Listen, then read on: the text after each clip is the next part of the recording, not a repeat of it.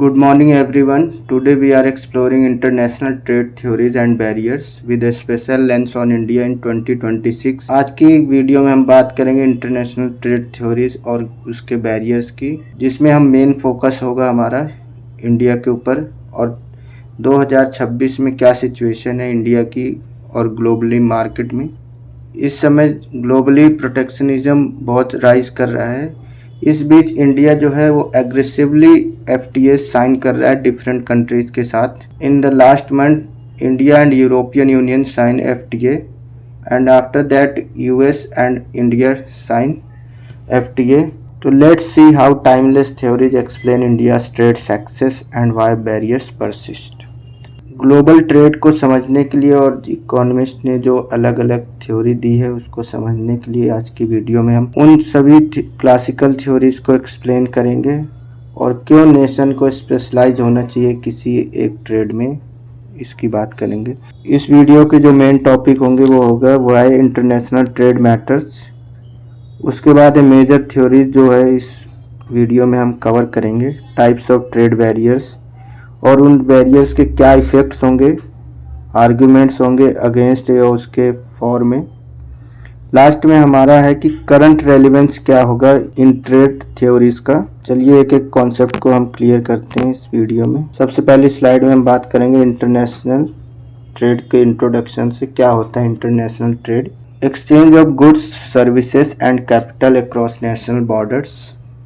जब goods, services या capital exchange होते हैं किन्हीं दो कंट्रीज के बीच में national borders, across national borders, तब उसको हम ट्रेड कहते हैं। बात करें इंडियन कॉन्टेक्स्ट में तो ट्रेड जो है वो शिफ्ट हुआ है from post independence protectionism. Post independence India जो है उसने संरक्षणवाद यानी प्रोटेक्शनिज्म को ज्यादा तवज्जो दी, लेकिन 1990s में लिबरलाइजेशन आने के बाद इंडिया ने उन बैरियर्स को कम करा और ग्लोबल ट्रेड में हिस्सेदारी बढ़ाई, अपनी एक्सपोर्ट को बूस्ट करा, जैसे कि IT सेक्टर्स है, फार्मास्यूटिकल्स है, टेक्सटाइल्स में है। इंडिया की मार्केट ग्लोबल मार्केट चेन के साथ जुड़ी और एक्सपोर्ट जो है वो डाइवर्स मार्केट्स तक रीच करे, like Middle East and South East Asia में। ग्लोबल ट्रेड होने से दो फायदे हैं, इकोनॉमिक ग्रोथ होती है, specialisation, access to resource and technology, और कंज्यूमर्स को बेनिफिट्स होता है, लोअर प्राइसेस और बहुत सी वैरायटियां प्रोडक्ट में मिलती हैं।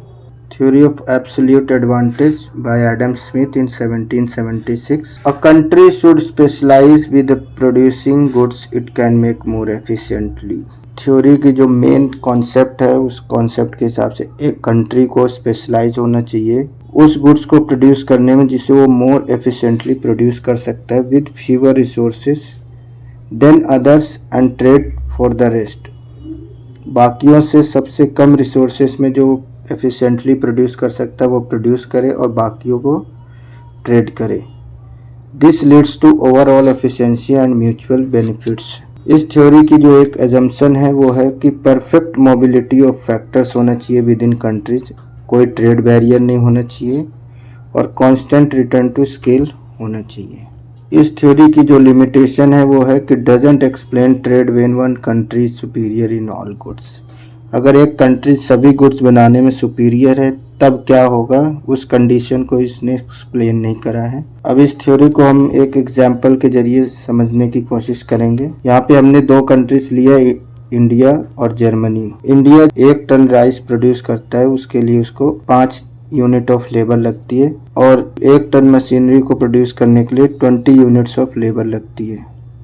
वहीं जर्मनी की बात करें तो 1 टन राइस प्रोड्यूस करने के लिए उसको 10 यूनिट ऑफ लेबर लगती है, 1 टन मशीनरी प्रोड्यूस करने के लिए उसे 10 यूनिट्स ऑफ लेबर लगती है। तो इंडिया की बात करें तो इंडिया जो है वो राइस प्रोड्यूस करने में मोर एफिशिएंट है, जबकि जर्मनी जो है वो मशीनरी प्रोड्यूस करने में मोर एफिशिएंट है। तो इस थ्योरी के अकॉर्डिंग एक कंट्री को वो प्रोडक्ट प्रोड्यूस करना चाहिए जिसमें कि वो बेस्ट है। इंडिया राइस प्रोड्यूस करने में बेस्ट है जबकि जर्मनी मशीनरी प्रोड्यूस करने में बेस्ट है। अब बात करें कि इंडिया के पास क्या एब्सोल्यूट एडवांटेज है, तो इंडिया के पास जो एब्सोल्यूट एडवांटेज है वो प्रोड्यूसिंग स्पेसिफिक स्पाइसेस और दूसरी चीज़ है प्रीमियम मैंगोस, जो कि यहाँ की यूनिक सॉइल की वजह से सिर्फ यहीं पे प्रोड्यूस होते हैं और कहीं नहीं, जो कि इंडिया के पास एक एब्सोल्यूट एडवांटेज है। अब बात करेंगे theory of comparative advantage by David Ricardo. इस थ्योरी के according if one country is better at everything तब भी उसको ट्रेड बेनिफिट्स करेगा अगर उसकी अपॉर्चुनिटी कॉस्ट डिफर है दोनों प्रोडक्ट में। Even if a country lacks absolute advantage in any good it should specialise in the good with the lowest opportunity cost. अगर कोई कंट्री के पास किसी भी गुड्स में उसको एब्सोल्यूट एडवांटेज नहीं है, उसको उस गुड्स को प्रोड्यूस करना चाहिए जिसमें उसकी अपॉर्चुनिटी कॉस्ट लोवेस्ट हो। इस थ्योरी की अजम्पशन जो है वो है कि ओनली 2 कंट्रीज होनी चाहिए, 2 गुड्स और कांस्टेंट कॉस्ट होगी और ट्रांसपोर्ट कॉस्ट कोई नहीं होगी। और लिमिटेशन है फैक्टर एंडोमेंट्स उसने इग्नोर करा है और डायनेमिक चेंजेस इन टेक्नोलॉजी जो है वो भी इग्नोर करा हुआ है। अब इस थ्योरी को हम एक एग्जाम्पल के जरिए समझेंगे। यहाँ पे हमने 2 कंट्री लिया है, इंडिया और यूएस। इसमें हम अपॉर्चुनिटी कॉस्ट है software in terms of electronics जो कि 0.5 यूनिट्स है इंडिया के लिए, और अपॉर्चुनिटी कॉस्ट है electronics in terms of software जो कि 2 यूनिट है। और यूएस के लिए है opportunity cost for software in terms of electronics 2 unit. India जब इलेक्ट्रॉनिक्स सॉफ्टवेयर छोड़ के इलेक्ट्रॉनिक्स प्रोड्यूस करता है तो उसे 0.5 यूनिट्स की अपॉर्चुनिटी कॉस्ट लगती है। वहीं अगर इलेक्ट्रॉनिक्स प्रोड्यूस करता है तो उसको 2 यूनिट के सॉफ्टवेयर की अपॉर्चुनिटी कॉस्ट होती है। तो इंडिया जो है वो बेटर है सॉफ्टवेयर प्रोड्यूस करने में क्योंकि उसकी अपॉर्चुनिटी कॉस्ट कम है, और जबकि यूएस जो है वो इलेक्ट्रॉनिक्स प्रोड्यूस करने में ज़्यादा बेनिफिट है उसको क्योंकि उसकी अपॉर्चुनिटी कॉस्ट कम है। नेक्स्ट थ्योरी है हमारी फैक्टर्स प्रोपोर्शन थ्योरी बाय हैकर्स ऑलिन। इस थ्योरी के अकॉर्डिंग कंट्रीज को एक्सपोर्ट करना चाहिए goods that intensively use their abundant factors that is labour capital and land and import those using scarce factors. एक कंट्री को वो गुड्स एक्सपोर्ट करने चाहिए जो उसके पास फैक्टर्स ऑफ प्रोडक्शन अबंडेंट है, उससे जो गुड्स प्रोड्यूस होते हैं उसको प्रोड्यूस करना चाहिए और उन गुड्स को इंपोर्ट करना चाहिए जिसमें उसके स्केर्स फैक्टर्स जो है वो यूज होते हैं, जिससे कि ट्रेड इक्वलाइज होगा फैक्टर प्राइसेस ग्लोबली। इस थ्योरी की अजम्पशन जो है वो है कि आइडेंटिकल टेक्नोलॉजी होनी चाहिए, perfect competition, factor mobility with in countries होना चाहिए और लिमिटेशंस है नो टेक्नोलॉजिकल डिफरेंसेस। इस थ्योरी ने अज्यूम करा हुआ है कि कोई टेक्नोलॉजिकल डिफरेंसेस नहीं होगी और इंट्रा इंडस्ट्री ट्रेड को इसने काउंट नहीं करा है। अब इस थ्योरी की बात करेंगे तो जैसे इंडिया जो है लेबर अमेंडेंट है तो उसको लेबर इंटेंसिव गुड्स को एक्सपोर्ट करना चाहिए और कैपिटल इंटेंसिव गुड्स को इंपोर्ट करना चाहिए। इंडिया जैसे टेक्सटाइल है, गारमेंट्स है, हैंडीक्राफ्ट्स एंड लेदर प्रोडक्ट्स जो है उसको एक्सपोर्ट करना चाहिए क्योंकि इंडिया में लेबर चीप है, और आईटी सर्विसेज को, फार्मास्यूटिकल्स को क्योंकि स्किल लेबर जो है इंटेंसिव है, और उसको इंपोर्ट करना चाहिए heavy goods like machinery, aircraft, electronics components. अब बात करेंगे लियोनटिफ पैराडॉक्स की।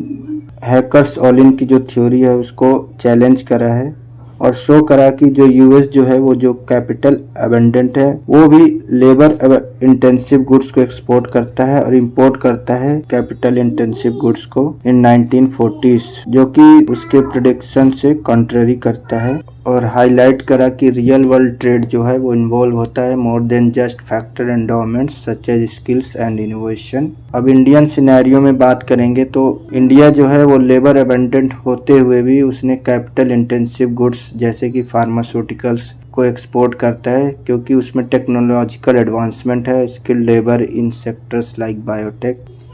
अब बात करेंगे प्रोडक्ट लाइफ साइकिल की। Products go through different stages. सबसे पहला स्टेज होता है न्यू, जिसमें कि किसी प्रोडक्ट को डेवलप करा जाता है एडवांस्ड कंट्रीज में, और मैच्योरिंग प्रोडक्शन शिफ्ट्स अब्रॉड और standardised mass production in developing countries for export. अब इस ग्राफ में हम देखेंगे कि इंट्रोडक्शन स्टेज है, ग्रोथ है, मैच्योरिटी और डिक्लाइन है। इलेक्ट्रॉनिक्स लाइफ साइकिल कर्व है। In electronics India assembles mature products like smartphone for export. बात करते हैं national competitive advantage, Porter's diamond model. इसमें एक क्वेश्चन रेज करा है कि why is a whole country famous for one industry. Example दिया है कि जैसे जर्मन जो है वो कार्स के लिए, स्विस वॉचेस के लिए, तो पोर्टर इसका जवाब देते हैं कि it's a 4 factors working together. Factors, conditions, demand conditions, उसके बाद है रिलेटेड और सपोर्टिंग इंडस्ट्रीज, और firm strategy, structure and rivalry. Factory conditions की बात करें तो स्किल्ड लेबर है, जैसे कि IIT और IIM है। Demand condition tough Indian consumers who want cheap but best. Related industries strong local software ecosystem. और स्ट्रेटजी राइवलरी में बात करेंगे intense competition between local firms like TCS, Infosys versus Wipro. बात करते हैं ट्रेड बैरियर्स की। ट्रेड बैरियर्स क्या होते हैं और क्यों एग्जिस्ट करते हैं। ट्रेड बैरियर्स एक तरह से प्रोटेक्शनिज्म होता है, संरक्षणवाद। जैसे कि इंडिया में आत्मनिर्भर भारत है, सेल्फ रिलायंस है, जो कि सिलेक्टिव ओपननेस है। न्यू FTAs को barriers protects jobs industries but raise cost. सबसे पहले बात करेंगे protect domestic industries and jobs. अपने लोकल बिजनेस को शील्ड करने के लिए from foreign competition and preserving jobs and supporting domestic production. सबसे पहला रीजन ये है। सेकंड रीजन है national security and infant industry argument to safeguard critical industries. उसके बाद है correct market failures and retaliation to address market inefficiencies and respond to unfair foreign practices. Revenue generation through tariffs. Tariff जो है government के revenue generation का एक बहुत बड़ा सोर्स है to fund government operation and influence trade balance. ये जो है 4 मेन कारण है जिसकी वजह से ट्रेड बैरियर्स एग्जिस्ट होते हैं। अब बात करते हैं इंस्ट्रूमेंट्स क्या हैं ट्रेड कंट्रोल करने के। तो सबसे पहला है tariff, taxes on imports to protect domestic industries. India imposes 10 to 20% tariffs on electronics to boost local manufacturing. Second है quota, limits on import quantities. India uses sugar export quotas to stabilize domestic prices. Domestic prices को stable करने के लिए sugar export के में Kota limit लगा रखी है। फिर है नॉन टैरिफ बैरियर्स क्या होते हैं। नॉन टैरिफ बैरियर्स सब्सिडीज है या रेगुलेशंस है, जैसे कि अलग अलग कंट्रीज के क्वालिटी कंट्रोल होते हैं। अदर्स में आते हैं FTAs, free trade agreements to reduce barriers and promote trade. अब बात करते हैं tariff versus non tariff barriers की। फर्स्ट कॉलम में हमारा है एक्सपेक्ट, सेकंड है tariff barriers and non tariff barriers. सबसे पहले नेचर की बात करेंगे तो टैरिफ बैरियर जो होते हैं वो डायरेक्ट टैक्स होते हैं और नॉन टैरिफ जो होते हैं वो होते हैं regulations, rules and limits. Second aspect है हमारा ट्रांसपेरेंसी। टैरिफ बैरियर जो होते हैं वो उसमें ट्रांसपेरेंसी हाई होती है क्योंकि वो रेट्स जो है वो पब्लिश्ड होते हैं। नॉन टैरिफ में लो ट्रांसपेरेंसी होती है और डिस्क्रिशनरी होती है। किसी कंट्री के लिए रूल अलग है, किसी कंट्री के लिए रूल अलग है।